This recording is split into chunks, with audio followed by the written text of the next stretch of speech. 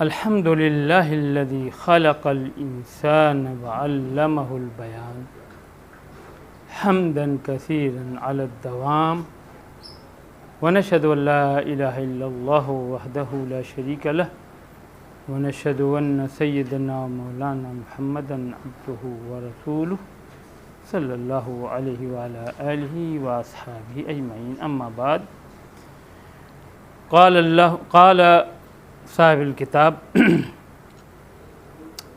الفصل الاول فی الاولیاء. آپ دیکھیے الرکن الثانی فی شروط العقد وفیہ ثلاثۃ فصول. الفصل الاول فی الاولیاء، الثانی فی الشہود، الثالث فی الصداق. رکن اول کا اختتام ہوا صحت نکاح کے سلسلے میں. جو باتیں تھیں، جو ضروری باتیں تھیں وہ رکن اول میں. اب یہ صحت نکاح کے تعلق سے دوسرا رکن ہے. عقد نکاح کی شرطیں کیا ہیں؟ اس سلسلے میں صاحب کتاب نے جو گفتگو کی ہے وہ 3 فصلوں میں. پہلی فصل اولیاء کے باب، نکاح میں اولیاء کا کیا کردار ہوگا. پھر اولیاء سے متعلق ساری جملہ جو بنیادی مسائل ہیں ان کا ذکر کریں گے. دوسری فصل شہود، شہادت، نکاح میں گواہی کا کیا حکم ہے، اس کے لیے کیا نصوص سنت میں ملتے ہیں، ان کا ذکر ہے. تیسری فصل مہر اور مہر کے جو بنیادی احکام ہیں ان کا ذکر ہوگا. پہلی فصل اولیاء کے سلسلے کہتے ہیں والنظر فی الاولیاء فی مواضع 4. الاول فی اشتراط الولایت فی صحت النکاح.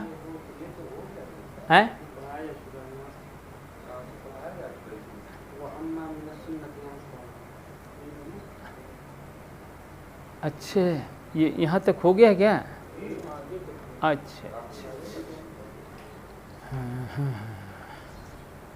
ہاں یہ یہاں تک تو ہو گیا ہے. ہاں ذہن حاضر نہیں تھا. یا اللہ، دیا نہیں اس کو. چلو ایسے بنیادی بات اب شروع کریں.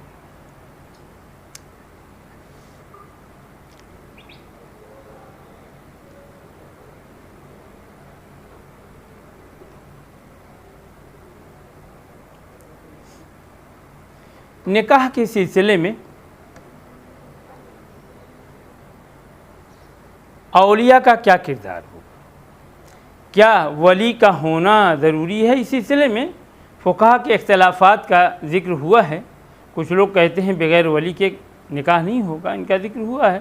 اور ایک دوسرا گروہ ہے جو کہتا ہے کہ بغیر ولی کے عورت نکاح اپنا کر سکتی ہے، شرط یہ ہے کہ وہ کفو میں ہو، کفو میں نکاح کیا گیا ہو. اور تیسری رائے جو ہے داؤد ظاہری کے ہے، وہ کہتے ہیں کہ بکر اور سیب کے درمیان فرق کیا جائے گا. اور باقرہ کے سلسلے میں ولی کا ہونا تو ضروری ہے لیکن سیبہ میں ضروری نہیں ہے. پہلے گروہ کے دلائل کتاب و سنت سے گزر چکے ہیں. دوسرا گروہ جو ولایت کو شرط نہیں قرار دیتا ہے صحت نکاح کے سلسلے میں، یہ احناف ہیں خاص طور سے. ان کی دلیل قرآن سے، قرآن کی آیات سے ابھی ذکر ہوا ہے. اور اب ہم سنت کا ذکر کرتے ہیں کہ ان لوگوں نے کن احادیث سے استدلال کیا ہے. کہتے ہیں کہ وَأَمَّا مِنَ السُّنَّةِ فَاحْتَجُّوا بِحَدِيثِ ابْنِ عَبَّاسٍ الْمُتَّفَقِ عَلَى صِحَتِهِ وَهُوَ قَوْلُهُ عَلَيْهِ الصَّلَاةُ وَالسَّلَامُ الْأَيِّمُ أَحَقُّ بِنَفْسِهَا مِنْ وَلِيِّهَا وَالْبِكْرُ تُسْتَأْمَرُ فِي نَفْسِهَا وَإِذْنُهَا سُمَاتُهَا. وبهذا الحديث احتج داود في الفرق عنده بين السيب والبكر في هذا المعنى فهذا مشهور ما احتج به الفريقان من السماع۔ ان لوگوں نے جس حدیث سے استدلال کیا ہے اپنے مسلک کے لیے، انہوں نے وہ مشہور حدیث جو ابن عباس رضی اللہ تعالیٰ عنہما سے مروی ہے، جس کی صحت پر اتفاق ہے، کہ اللہ کے رسول علیہ الصلاۃ والسلام نے فرمایا کہ ایم یعنی سیب عورت اپنی ذات کے سلسلے میں اپنے ولی سے کہیں زیادہ حق رکھتی ہے، اور باقرہ سے اجازت لی جائے گی اس کی ذات کے بارے میں، اور اس کی اجازت اس کی خاموشی ہے۔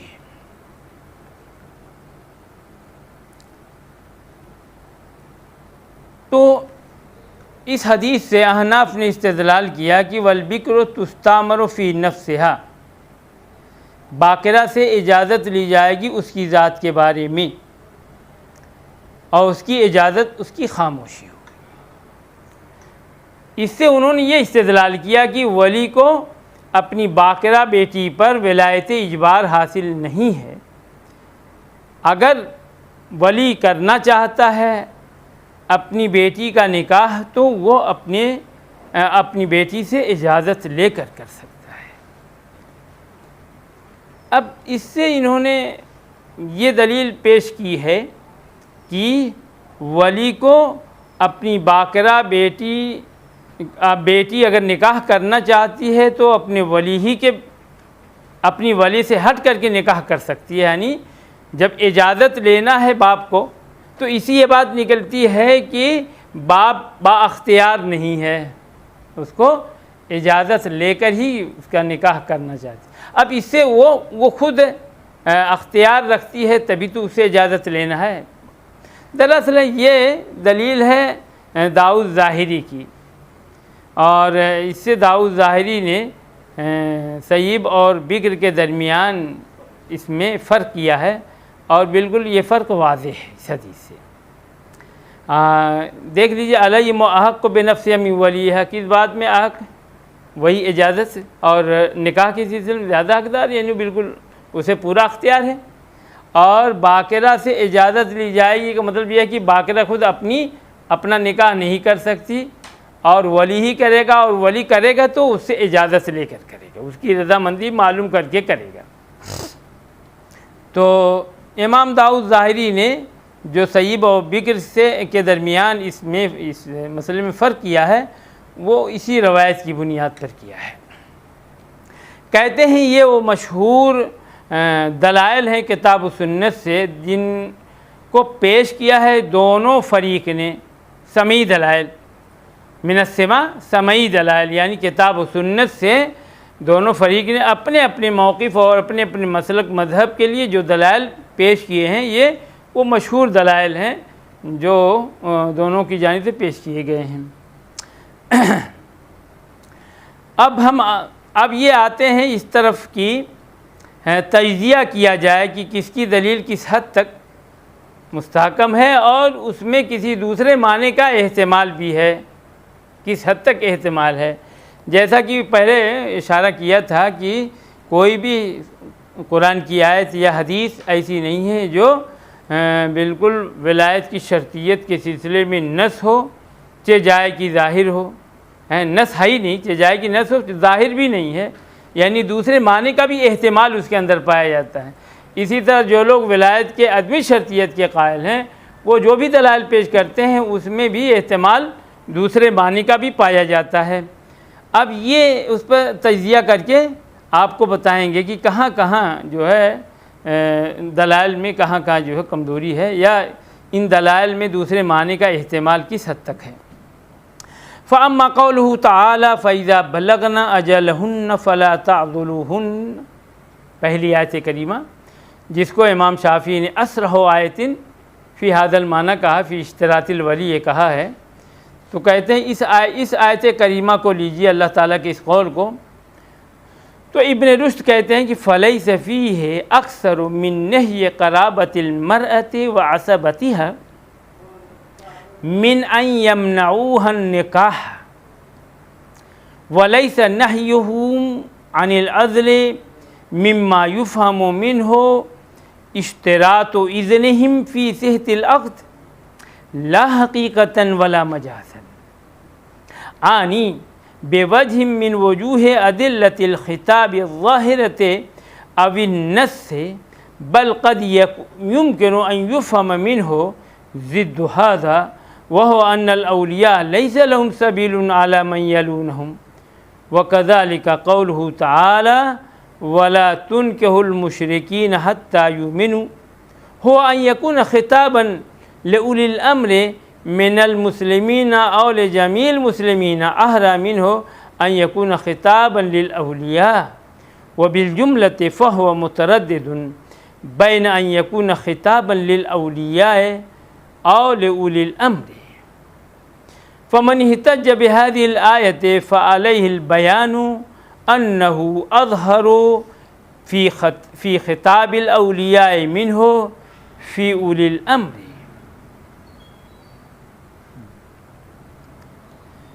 کہتے ہیں پہلی آیت جس سے استدلال کیا ہے ان لوگوں نے جو ولایت کو شرط قرار دیتے ہیں صحت نکاح میں، تجزیہ کر رہے ہیں اس کا اور محاکمہ کر رہے ہیں کہ اس آیت کریمہ میں اللہ تعالیٰ کے اس قول میں اس سے زیادہ کچھ نہیں ہے کہ عورت کے قرابت داروں اور اس کے نزدیکی رشتہ داروں کو اس بات سے روکا گیا ہے کہ وہ اپنی مولیات کو یا اپنی ولیہ کو نکاح سے روک دیں. اس بات سے روکا گیا ہے. عورت کے قرابت داروں اور ان کے نزدیکی جو رشتہ دار ہیں عورت کے، ان کو روکا گیا اس بات سے کہ وہ اپنی ولیہ کو نکاح سے روکیں. اس بات سے منع کیا گیا ہے کہ نکاح اگر عورت کرنا چاہتی ہے تو تم رکاوٹ نہ بنو. وَلَيْسَ نِهْيُهُمْ عَنِ الْعَدْلِ مِمَّا يُفْهَمُ مِنْهُ اشْتِرَاطُ إِذْنِهِمْ فِي صِحَةِ الْعَقْدِ لَا حَقِيقَةً وَلَا مَجَازًا. ان کا عدل سے روک دینا، اس سے کسی طور پر ان کی اجازت کی شرطیت کو صحت نکاح میں نہیں سمجھا جا رہا کہ انہیں عدل سے روکا گیا ہے تو اس سے ان کی اجازت شرط ہے صحت نکاح میں. اولیاء کی اجازت صحت عقد میں شرط ہے. اس سے یہ بات کسی طور پر نہیں سمجھی جا رہی ہے، نہ حقیقی طور پر نہ مجازی طور پر بھی یہ بات سمجھ میں نہیں آ رہی، سمجھی نہیں جا رہی ہے کہ اولیاء کی اجازت کے لیے نکاح، اولیاء کی اجازت نکاح کے صحت کے لیے ضروری ہے. آنی بے وجہ من وجوہ ادلۃ الخطاب الظاہرۃ او النص. اب ہم تو چلیں گے 9:30 بجے تک، 9:30 بجے تک. جلدی چھوڑیں گے نہیں، 9:25 تک چلیں گے.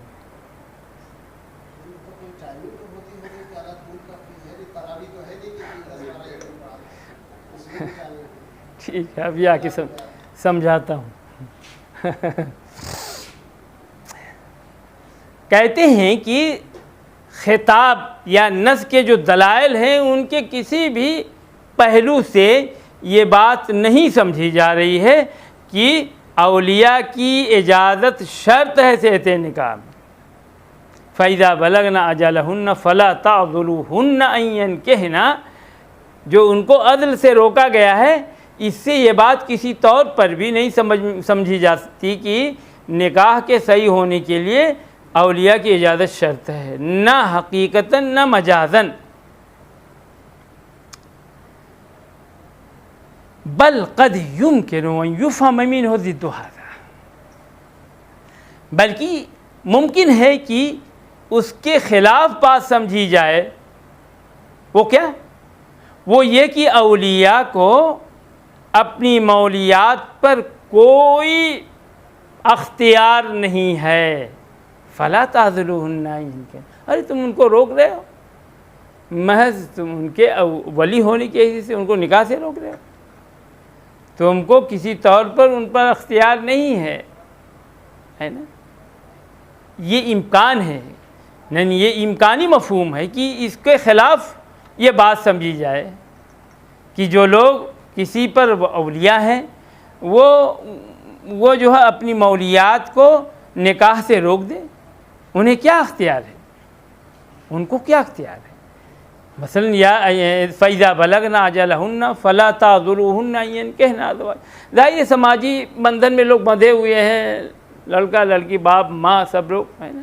اس سماجی جو ہے ایک پریشر ہوتا ہے کہ لڑکا کہیں نکاح کرنا چاہتا ہے تو باپ ماں اس کو روکتے ہیں، لڑکی کہیں اپنے شوہر سے عورت نکاح کرنا چاہتے اس کے والدین اس کے گھر کے لوگ رکاوٹ بنتے ہیں. جیسا کہ ماقل ابن یسار رضی اللہ تعالیٰ عنہ نے اپنی بہن کا نکاح کیا، ان کے بہنوں نے بہن کو طلاق دے دیا، طلاق رجعی، اور عدت گزر جانے کے بعد پھر یہ بہن ان کی طرف راغب ہوئی، وہ بھی ان کی طرف راغب ہوئے اور نکاح کے لیے رضامند ہو گئے. حضرت ماقل نے کہا خدا کی قسم میں نکاح نہیں کروں گا، اس لیے کہ میں نے اس کو اس کی تربیت کی، اس کی پرورش کی، اپنی بہن کی، اور اسے پالا پوسا، اور تمہیں جو ہے سجا کر کے تمہیں نکاح میں دیا، تم نے طلاق دے دی. اس پہ وہ برہم ہو گئے تھے. اسی بات پر یہ کہا جائے فَإِذَا بَلَغْنَ أَجَلَهُنَّ فَلَا تَعْضُلُوهُنَّ يَنكِحْنَ أَزْوَاجَهُنَّ. تم سماجی طور پہ ان پر جو دباؤ ڈال سکتے ہو وہ اس سے بعد آ جاؤ، اس لیے کہ اللہ نے تمہیں کوئی اختیار نہیں دیا ہے، تمہیں کوئی روکنے کا کوئی اختیار نہیں دیا ہے. جب وہ عدت ختم ہو جائے تو ان کو ان کے شوہروں سے نکاح کرنے سے مت روکو، تمہیں کوئی اختیار نہیں ہے. تو دراصل اس کا ضد جو انہوں نے سمجھا امام شافعی امام مالک نے اس آیت کریمہ سے، اس کا ضد امام ابو حنیفہ نہیں سمجھا، اور اس کا احتمال بھی بڑا قوی ہے دوسرے معنی کا. اسی طرح اللہ تعالیٰ کا یہ قول وَلَا تُنكِحُوا الْمُشْرِكِينَ حَتَّى يُؤْمِنُوا. امام مالک امام شافعی کہتے ہیں اس میں خطاب اولیاء سے ہے. تم اپنی مولیات کا نکاح، اپنی بہن بیٹی ہے ان کا نکاح تم مشرک مردوں سے نہ کرو یہاں تک کہ وہ ایمان لے آئے، ایمان لانے کے بعد ہی ان کا نکاح کرو. حالت شرک میں کوئی شخص ہے، کوئی مرد ہے، اس سے اپنی بیٹی کا اپنی بہن کا نکاح نہ کرو. اولیاء سے خطاب ہے اس میں. کہتے ہیں کہ اس بات کا بھی احتمال ہے کہ تمام مسلمانوں سے خطاب ہو، پورے معاشرے سے خطاب ہو، کہ اپنے سماج کے اندر مومن لڑکیوں کا، عورتوں کا یا حکومت سے خطاب ہے کہ تمہیں اختیار ہے، تمہیں اقتدار حاصل ہے، تمہیں قوت حاصل ہے، تم اپنی اس طاقت قوت کو اس راہ میں لگاؤ کہ جو لڑکیاں ان سے غیر مسلم لڑکوں سے نکاح کرنا چاہتی ہیں نہ نکاح کرنے دو. ہے نا، اس بات کا احتمال ہے نا. اولیاء سے خطاب، لیکن لوگ کہتے ہیں اولیاء سے خطاب ہے، لیکن اس بات کا احتمال ہے کہ تمام مسلمانوں سے خطاب ہو، اولو الامر سے خطاب ہو. وہی کہنا چاہتے ہیں. وَكَذَلِكَ قَوْلُهُ تَعَالَى وَلَا تُنكِحُوا الْمُشْرِكِينَ حَتَّى يُؤْمِنُوا هو أن يكون خطابا لأولي الأمر من المسلمين أو لجميع المسلمين أحرى منه أن يكون خطابا للأولياء. کہتے ہیں اسی طرح اللہ تعالیٰ کی یہ قول کہ تم عورتوں کا نکاح مشرک مردوں سے نہ کرو یہاں تک کہ وہ ایمان لے آئیں، یہ خطاب ہے اولی الامر سے. مسلمانوں کے جو اولی الامر ہیں، اصحاب اقتدار ہیں، حاکم حکمراں ہیں، قاضی ہیں، ان سے یا تمام مسلمانوں سے خطاب ہے. یہ زیادہ مناسب ہے اس بات سے کہ یہ خطاب صرف اولیاء سے ہو، صرف اولیاء سے خطاب ہو. اس سے زیادہ مناسب یہ ہے کہ یہ خطاب اولو الامر سے ہو، تمام مسلمانوں سے ہے، مسلم سماج سے ہو.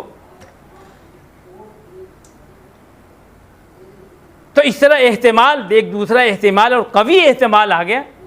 اس آیت کریمہ کو جو آپ نے اپنے مسلک کے لیے استعمال کیا تھا، اس میں دوسرے معنی کا بھی احتمال پیدا ہو گیا کہ یہ احتمال کہ وہ اولی الامر مسلمانوں سے یا تمام سماج کے تمام مسلمانوں سے ہے، اس میں اولیاء بھی شامل ہیں، بنسبت اس کے کہ یہ خطاب صرف اولیاء سے ہو۔ خلاصہ یہ کہ یہ خطاب فَهُوَ متردد، یہ خطاب گڑمڑ ہو گیا اس کے درمیان کی اولیاء سے ہے یا اولی الامر سے ہے۔ یہ ان تمام لوگوں کے درمیان گڑمڑ ہو کے رہ گیا ہے۔ اگر آپ کہتے ہیں کہ نہیں اولیاء ہی سے ہے تو آپ کو دلیل پیش کرنی ہوگی۔ وَمَنِ احْتَجَّ بِهَذِهِ الْآيَةِ فَعَلَيْهِ الْبَيَانُ أَنَّهُ أَظْهَرُ فِي خِطَابِ الْأَوْلِيَاءِ مِنْهُ فِي أُولِي الْأَمْرِ، جو لوگ اس آیت کریمہ کو دلیل بناتے ہیں ولایت کے شرطیت میں اور یہ کہتے ہیں کہ یہ خطاب اولیاء ہی سے ہے، فَعَلَيْهِ الْبَيَانُ، پر ان لوگوں پر یہ ذمہ داری عائد ہوتی ہے کہ وہ اس کی وضاحت کریں کہ یہ خطاب اولیاء کے سلسلے میں زیادہ قوی ہے بنسبت اولو الامر کے، بنسبت اولو الامر کے یہ خطاب اولیاء کے بارے میں زیادہ ظاہر ہے، زیادہ قوی ہے، اس لیے یہ وضاحت کرنا، اس کے لیے دلائل دینا ضروری ہے۔ جب کئی احتمالات ہوں تو ایک احتمال کو قوی اور مضبوط بنانے کے لیے اس کے حق میں دلائل پیش کرنا ضروری ہوتا ہے، تو آپ کو دلیل پیش کرنی ہوگی۔ بڑے احتمال زبردست بڑی باریکی سے انہوں نے ہر ایک کے دلائل کا تجزیہ کیا ہے اور محاکمہ کیا ہے، زبردست محاکمہ کیا ہے۔ فَإِنْ قِيلَ إِنَّ هَذَا عَامٌ وَالْعَامُ يَشْتَمِلُ ذَوِي الْأَمْرِ وَالْأَوْلِيَاءِ،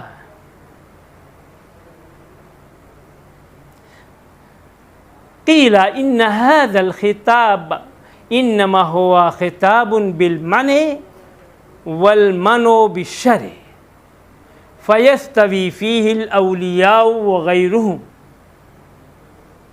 وَكَوْنُ الْوَلِيِّ مَأْمُورًا بِالْمَنْعِ بِالشَّرْعِ لَا يُوجِبُ لَهُ وِلَایَةً خَاصَّةً فِي الْإِذْنِ أَصْلُهُ الْأَجْنَبِيُّ۔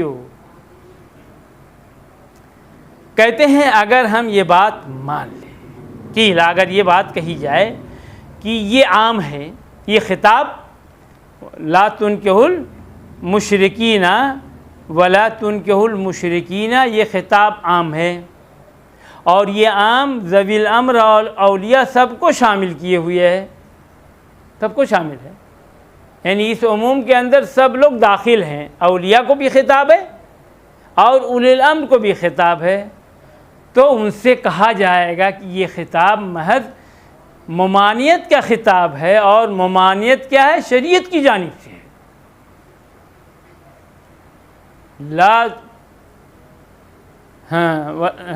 ولا تنکحوا المشرکین، یہ خطاب ہے اور خطاب ممانعت کا ہے، اور یہ ممانعت شریعت کی جانب سے ہے، تو ظاہر ہے یہ ممانعت شریعت کی جانب سے ہے، تو اس میں سارے اولیاء اور غیر اولیاء سب برابر ہیں۔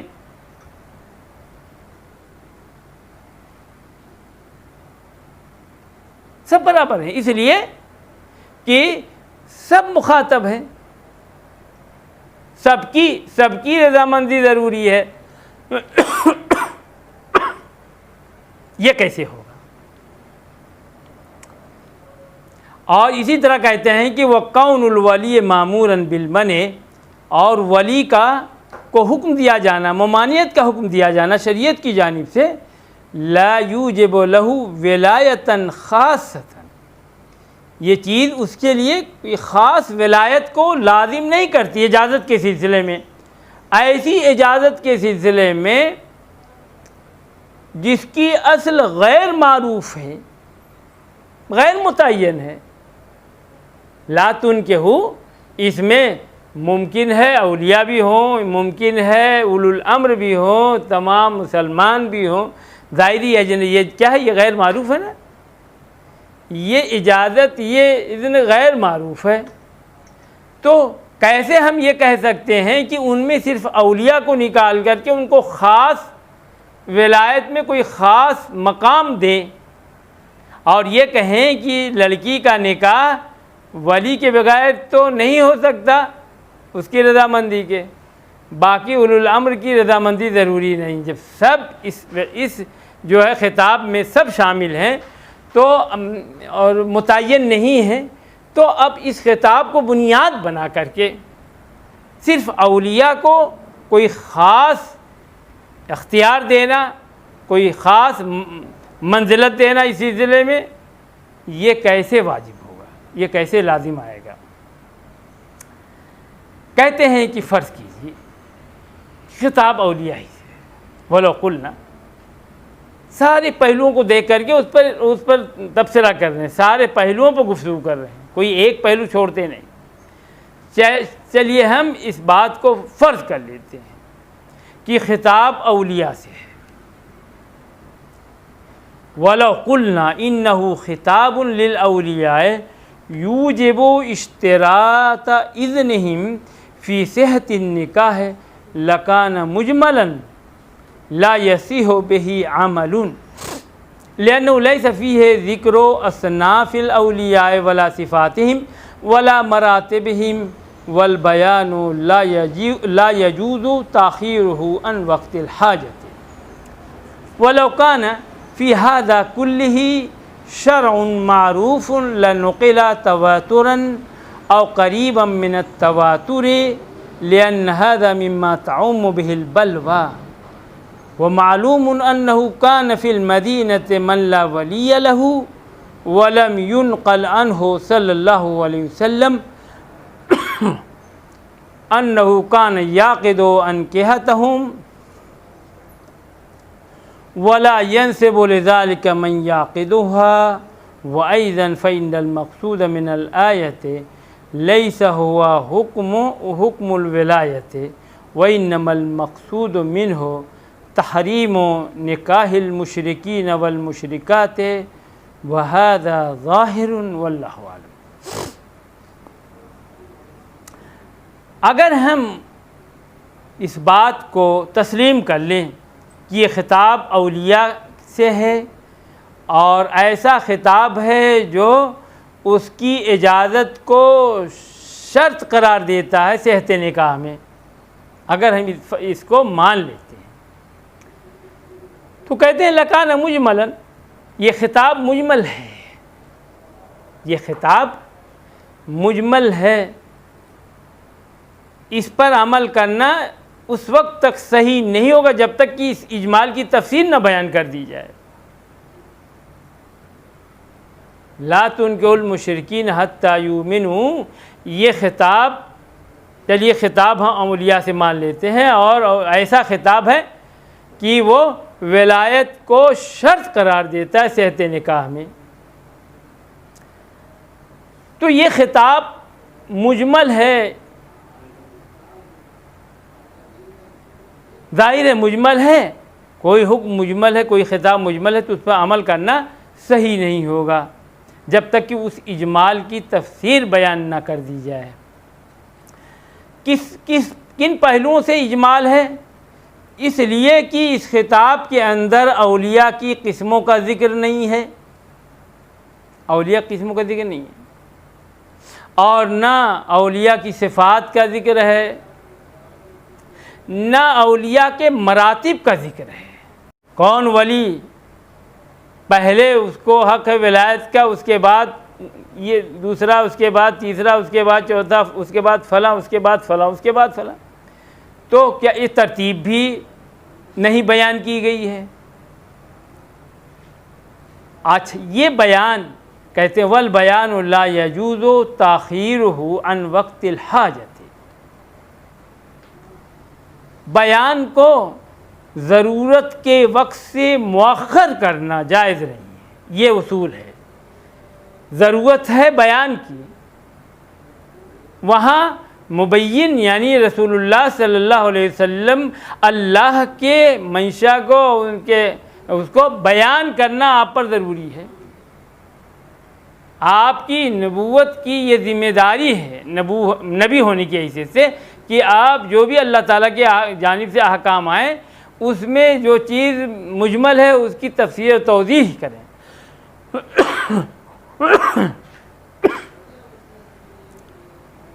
اور یہاں کوئی تفسیر اس طرح کی نہیں ہے، نصوص میں کہیں ایسا نہیں ہے کہ اولیاء کی قسمیں بیان کی گئی ہوں، اصناف اولیاء کی صفات بیان کی گئی ہوں، کہیں ان کے مراتب کا ذکر ہو۔ نصوص شرعی میں کہیں سے بھی اس طرح کی چیزوں کا بیان نہیں ہے، اور ضرورت کے وقت سے بیان کو مؤخر کرنا جائز نہیں۔ کس کے لیے؟ اللہ کے رسول صلی اللہ علیہ وسلم۔ آپ کی ذمہ داری ہی یہ ہے کہ آپ اللہ کی منشا کو بیان کریں، اس کی وضاحت کریں، اور آپ نے بیان نہیں کیا، اس کا مطلب ہے کہ اس طرح کی کوئی چیز نہیں ہے، اس کی ضرورت نہیں ہے۔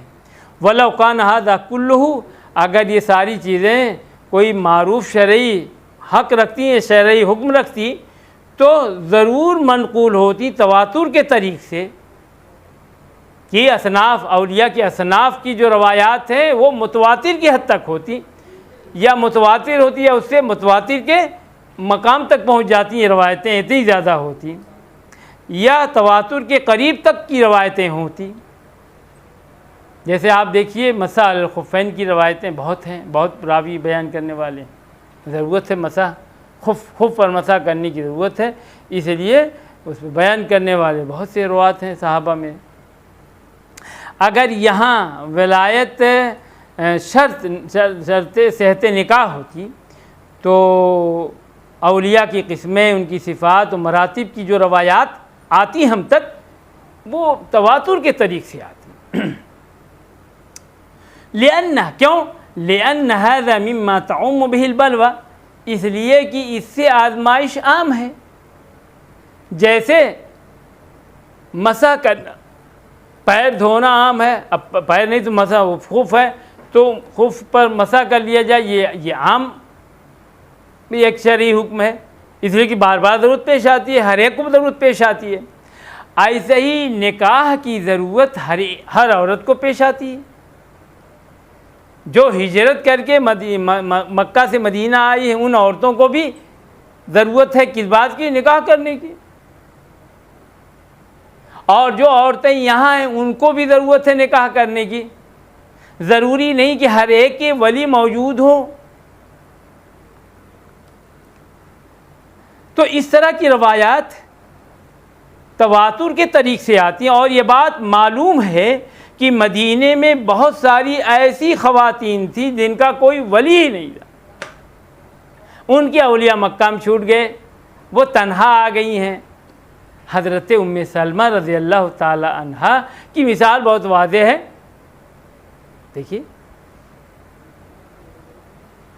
اور ان کے نکاح کا جو معاملہ بھی بڑا دلچسپ ہے۔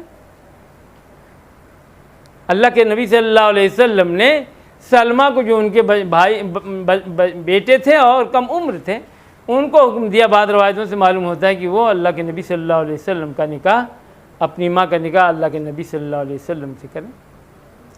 اس طرح کی روایتیں ہیں، لیکن لوگوں نے اس طرح کی روایتوں کو قبول نہیں کیا کہ کم سن بچے کی ولایت درستی نہیں ہے۔ ابھی آگے آپ پڑھیں گے اولیاء کی صفات میں کہ کم سن اگر کوئی ہے، یعنی بالغ نہیں ہے، تو ولی نہیں بن سکتا۔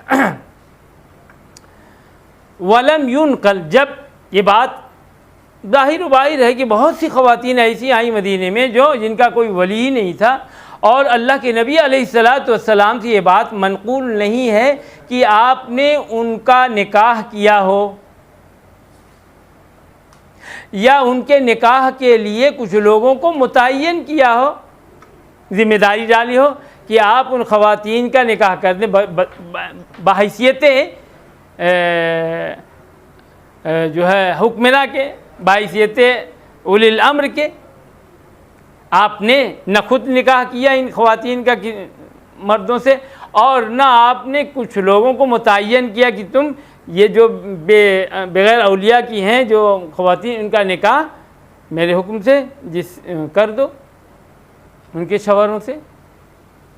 کوئی ایسا اس طرح کی روایات نہیں ہیں، اس طرح کی روایات منقول نہیں ہیں، اس لیے کوئی حکم نہیں ہے۔ وہ ایذن، اور ایک پہلو اور ہے کہ اس آیت کریمہ سے مقصود ولایت کا حکم بیان کرنا نہیں ہے، ولایت کا حکم بیان کرنا نہیں، بلکہ اس آیت کریمہ سے مشرکین کے ساتھ مومن عورتوں کا نکاح درست نہیں ہے، حرام ہے، یہ بیان کرنا مقصود ہے۔ مشرک مردوں کا مومن عورتوں کے ساتھ، مشرک عورتوں کا مومن مردوں کے ساتھ نکاح کسی طور پر جائز نہیں ہے، اس کی حرمت بیان کرنا مقصود ہے آیت کریمہ میں۔ ظاہر ایک پہلو یہ ہے، وَهَذَا ظَاهِرٌ وَاللَّهُ أَعْلَمُ، اور یہ بات بالکل کھلی ہوئی، اللہ بہتر جانتا ہے۔ اب احادیث کی طرف آتے ہیں، جن احادیث سے دونوں فریق نے استدلال کیا اپنے اپنے موقف کے تعلق سے، ہم اس حدیث کی طرف، ان احادیث کی طرف آتے ہیں۔ وقت ابھی ہے، ظاہر ہے یہ پورا ایک پیراگراف ہے، اور وآخر دعوانا الحمد للہ رب العالمین وصلی اللہ علیہ وسلم۔